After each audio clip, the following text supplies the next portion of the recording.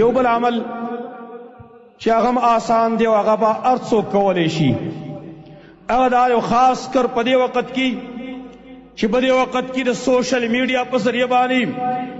او دارنګه د اخبارات په ذریعه باندې نور ذرایع چې کوم د نشر اشاعت دي دای په ذریعه باندې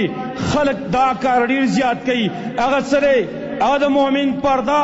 په مؤمن باندې پرده راټلی، د مؤمن عیب پټولی، د مؤمن نقصان پټولی، دا کار ارڅو کولی شي او ثوابی څومره دی. نبی صلی الله علیه وسلم فرمایي لا یستر عبد عبدا فی الدنیا الا ستره الله یوم القیامه.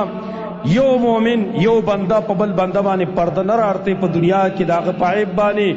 مگر الله به د په عیبونو باندې په ورځ د قیامت پردې راواړتوي. که غواړئ دا چې په ورځ د قیامت زمونږ چې څومره غلطۍ دي، خاص کر پټې غلطۍ موږ کړې دي، که هغه د دروغو په حوالې سره دي، که د فحاشۍ او ریانې په حوالې سره دي، که د نورو کم ګناهونه چې موږ په عام حوالې سره والي، غواړئ دا چې په ورځ د قیامت د ټول انسانیت په مخ کې، د انبیاو په مخ کې، د ملائکو په مخ کې موږ بې عزت او رسوا نه شو.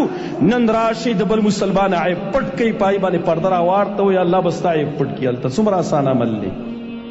نن خو خلکو د خپلو پیجونو د مخ کولو دپاره،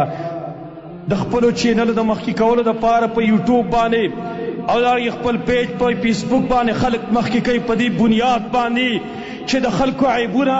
پټ پټ عیبونه راښکاره کوي او په سوشل میډیا باندې هغه نشر کوي، هغه شیر کوي دې لپاره چې دې نور مشرمیږي، دې رسوا شي په خلکو کې.